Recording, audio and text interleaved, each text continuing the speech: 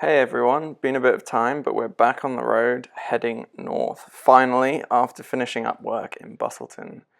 Where we last left you is more or less what we've been keeping ourselves busy with, visiting family, visiting beaches, and enjoying the odd sandy shandy.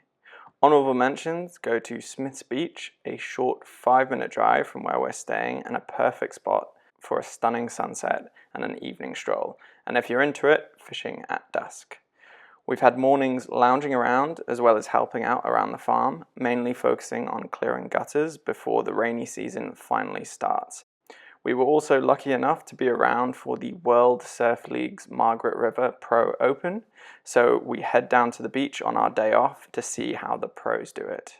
I bonded with some of our work friends from shelter, then the heats began. We saw plenty of surfers hitting the waves, most of which we'd honestly never heard of, but one of them certainly rang a bell, although I couldn't quite place her. Then it was back home, ending our day as usual with a visit from Lenny, the farm dog. The next day we had arranged to visit one of the many rival breweries in the area with a friend for some lunch. Beer was enjoyed before we head up the coast to try our luck at fishing some Australian salmon. Although a particularly large fish was hooked, it was the one that unfortunately got away, and all the rest were better thrown back before we eventually called it a day. The next day, I realized that I had been getting the wrong kind of bites while fishing, as my ankles had been absolutely eaten by mozzies. Putting on a brave face and resisting scratching, we head to Smith's for some bodyboarding and then met up with some friends who had invited us for a barbecue. Helps when one of them is a professionally trained chef. Food was enjoyed, darts were played, and songs were sung before we gave into the music and started dancing. I was shown an iconic dance move by Marion, which I absolutely nailed, and we continued dancing the night away before getting home safe with a late night goodnight from Lenny. Over the next couple of days, I borrowed one of Mark's fishing rods and tried my luck a few times at the Busselton jetty, but with no sign of a nibble, I tried a different tack and head to Smith's at dusk to try my luck. And as the waves came crashing in on the beach, I managed to catch a nice sized mackerel, which we filleted, fried, and enjoyed in 2 incredibly satisfying mouthfuls. Other bits we got done was giving Pingu a full service and getting a car electrician to look over all the wiring to give us peace of mind that Pingu was in good shape for the journey ahead.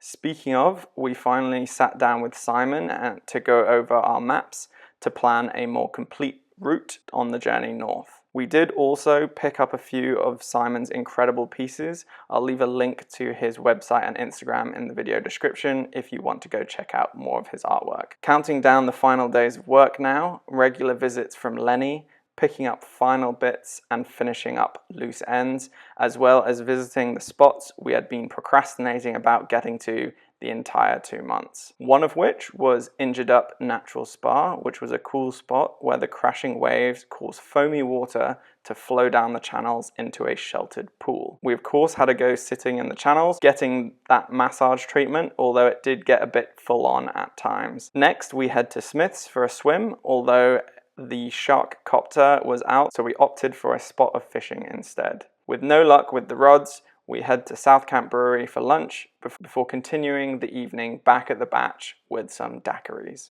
Our final day at work finally came and went, with us enjoying a mammoth staff meal to end our shift before calling it an early night as we had our shared goodbye party planned the following evening. The next day we kicked things off with a visit to Rocky Ridge Brewery before many a beer and goodbye at shelter, ending the night at a friend's with a rendition of the greatest song in the world.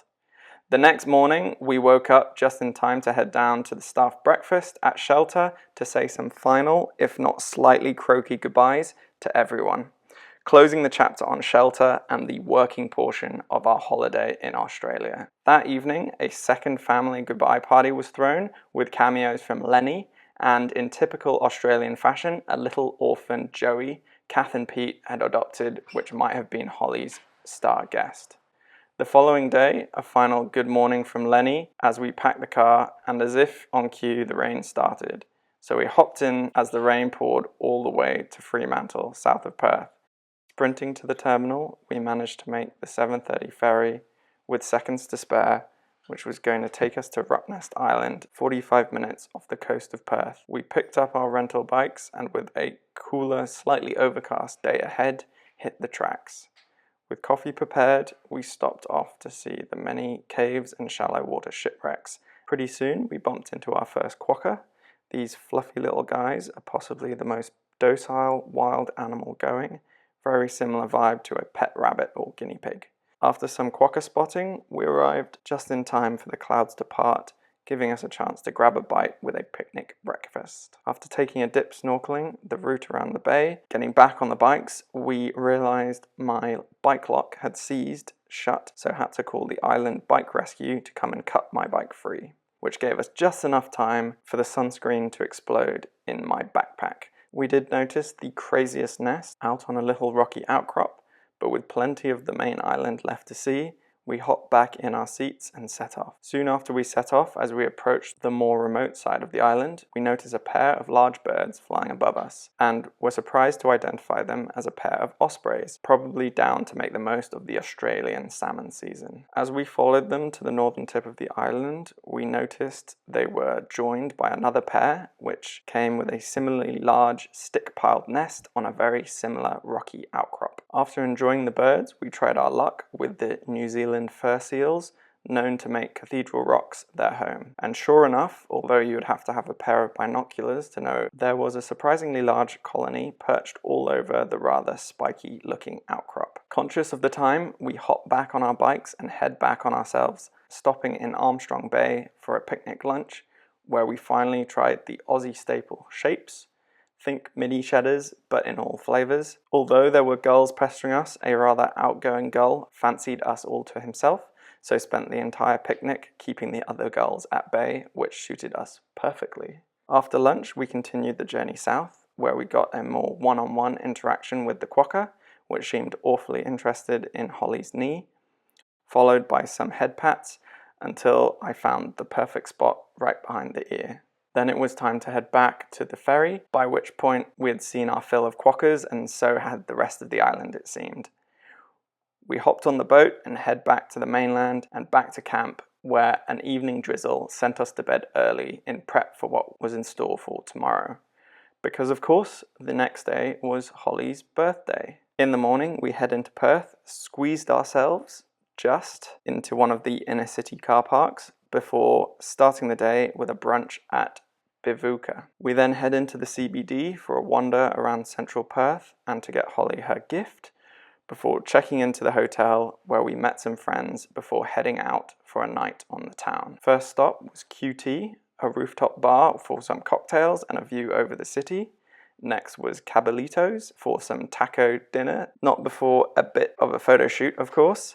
Then found ourselves in a back alley trying to find Sneaky Tony's, and after getting the password right, we made our rum selection, steering clear of the 450 a shot bottle, and enjoyed the speakeasy atmosphere. Next, and a complete change of scene, was a stop at Time Zone. Inspired by some of the pros, we hit a couple of the arcade games, nailing the basketball and some skee ball, before busting out some moves on the Dance Dance Revolution track, or that's what my script says anyway. Finally, it was time to hit the real dance floor at Connections to party into the early hours of, quite frankly, the better birthday. Waking up the next morning in surprisingly good form, we hit the buffet and washed away any remaining cobwebs with a morning swim, where we continued our flawless run of Dirty Dancing lifts, before hopping on the train back to Fremantle for a wander and some lunch at Sailing for Oranges. We enjoyed plenty of food, a live band, and took to the dance floor to revisit some of the moves from the night before. After dancing up a thirst, we head to a local brewery for a couple beers, before heading back to the hotel for some bubbles and a film to end the day and end the week. Next week, we continue the journey northwards as we head up towards Exmouth.